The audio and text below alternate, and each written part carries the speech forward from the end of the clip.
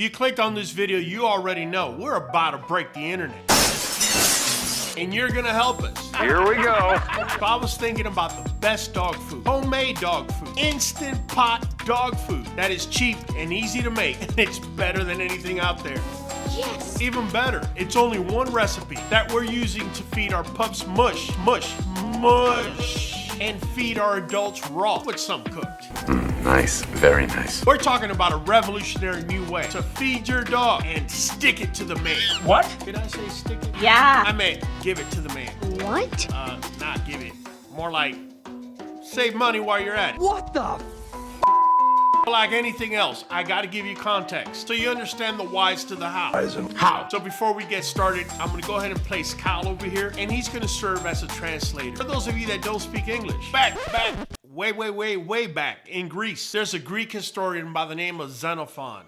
I kind of like the name for a pup, Xenophon. Anyways, the reason he's important is because he wrote what they were actually feeding pups back then. He explains that they used to feed puppies barley bread with cow's milk, or sheep's milk, or goat's milk, and a little blood, just to spice it up a little bit. That's a spicy meatball! Now for the Greeks, it didn't matter male or female. They were milking. No, I mean male and female Greeks, Kyle. Not male or female sheep, or goat, or cow, which would make it both. While we're on the subject, Romans would feed their war dogs meat and garlic so they could be strong. Now, there's a dude out here talking about feeding garlic.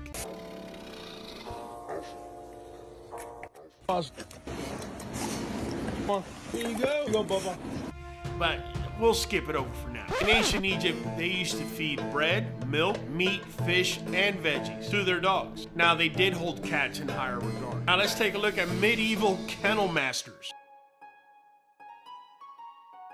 I felt like these guys were pretty close to getting it right. They would prepare stews with vegetables, grains, and meats. Now, that was the medieval kennel masters. If you were the poor peasant, Please, sir, may I have some pudding? or even worse, the peasant dog, you would eat table scraps from whatever the peasant didn't eat, and peasants were mostly eating cabbage and potatoes. So, talk about a tough deal. A vegetarian dog that eats just cabbage and potatoes. That's almost like a parakeet eating steak. Now, in the Victorian era, they thought that feeding meat to dogs reverted them back to being wild. Victorian era. I got some millennials now looking up at Google talking about, oh, I don't feed raw because it makes our dogs wild. Boy, I tell you. It's one of the reasons why you need to know history so you don't turn around and repeat it. Turn around and repeat it. Turn around and repeat it. Turn around and repeat it. It was the same Victorian era where they used to believe in elves and goblins. Yeah. Aztecs, they domesticated two animals, dogs and turkeys. And guess what?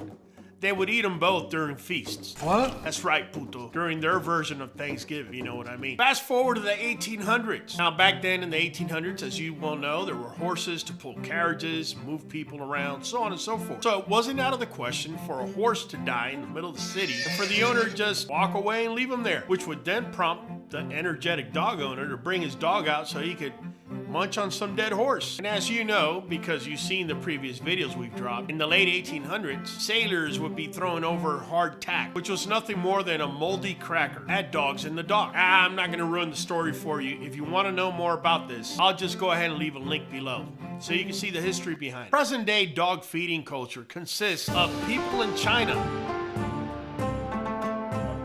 Okay, never mind China. Let's talk about northern Siberia and the Chukchi. You know, the Chukchi. Chuck E. Cheese, not Chuck E. Cheese. It's Chuck E. Cheese.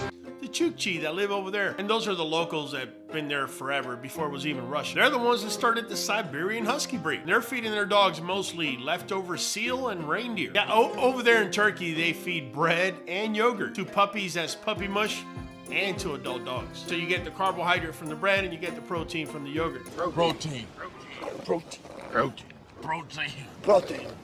I see how they're mixing it up. Yeah, mix it up, mix it up. So what do they feed in, say, Latin America? place like Cuba. Now, mind you, before we get into it, I just want to let you know, Cuba used to be a pretty well-off country back in the 1950s, until this dictator by the name of Fidel Castro decided to make the island socialist. 1959, after leading a popular revolution against Cuba's then dictator, Fulgencio Batista. From the beginning, the charismatic but temperamental Castro left no one indifferent. How do you like them apples for some of you millennials out there wanting socialism? You've never even seen it or tasted it.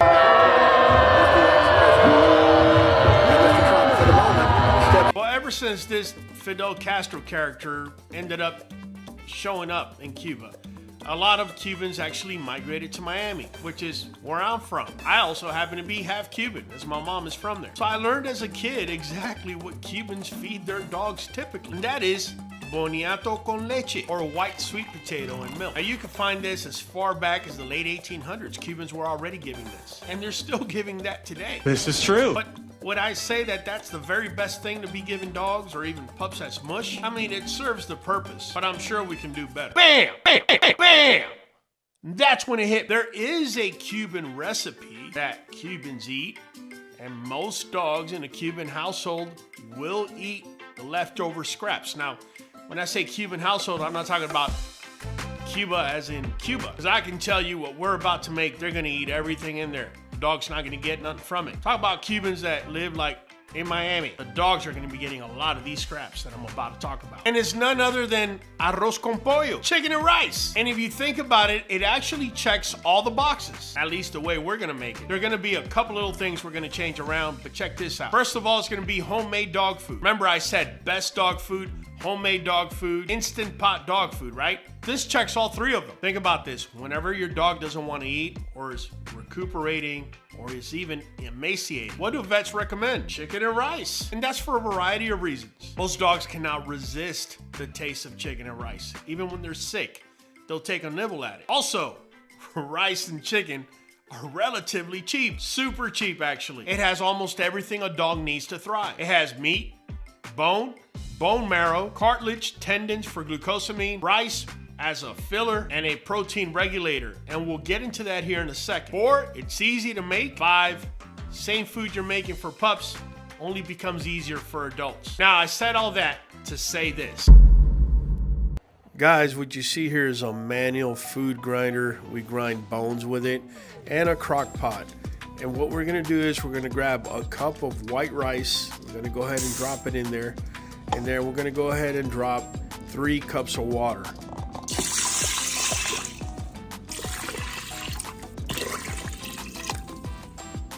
Next up, we're gonna add a spoonful of organic cold-pressed coconut oil.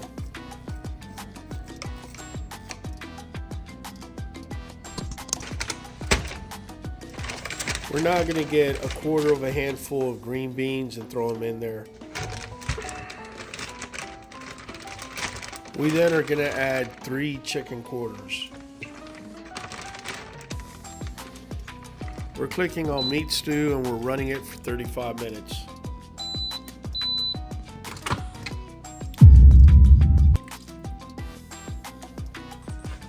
Now this is what it looks like once cooked, but now we have to remove the bones. This is the moment I realized I shouldn't have put the meat on the plate. I should have put it on the cutting board.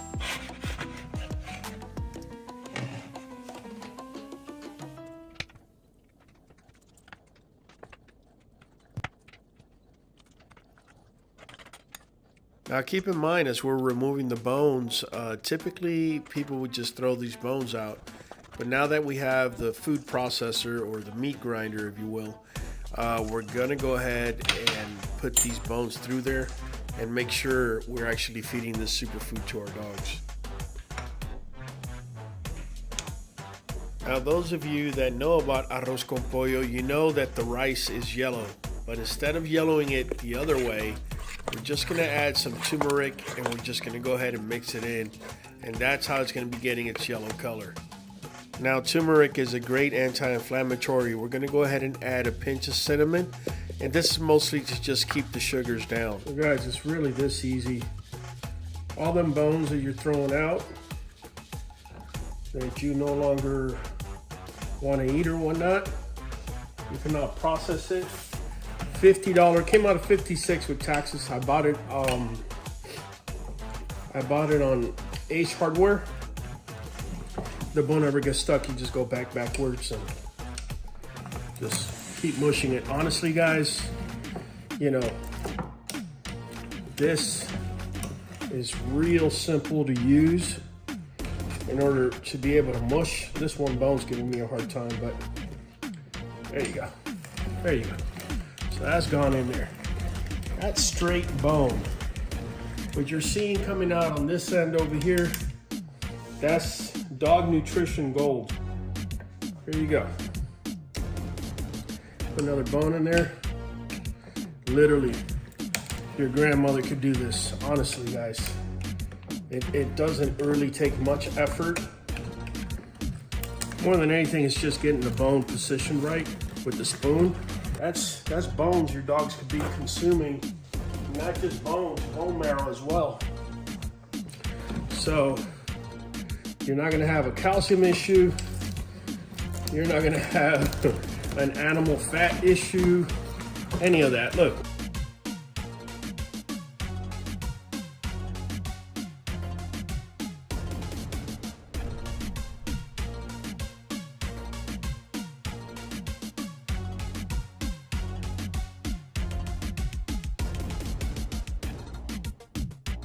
And there you have it. That's that bone and bone marrow. We go ahead and add it, and we also go ahead and mix it.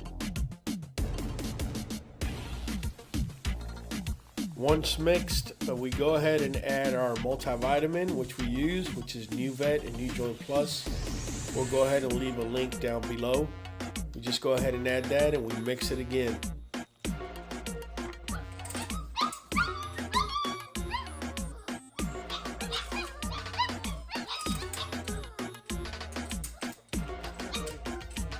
It's really important for us, for our pups to be independent. We make sure we house them 2x2s so they could each have their own little dish. Over here.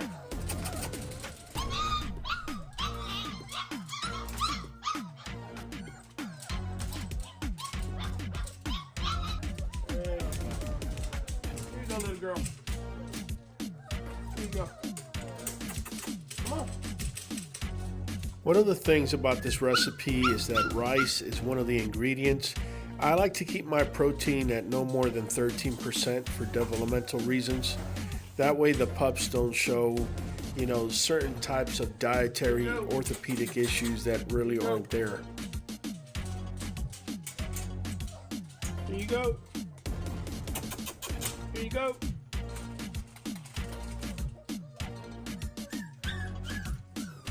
Go.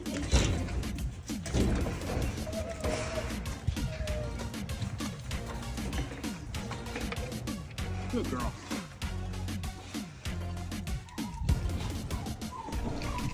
Go.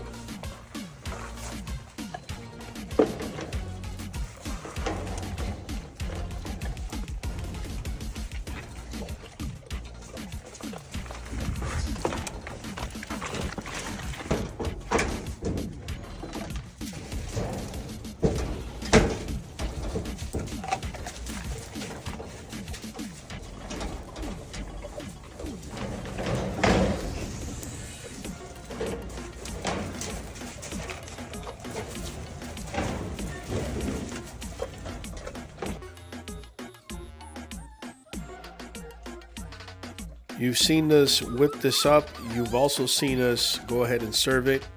You be the judge of it. Is this something you think the pups really like?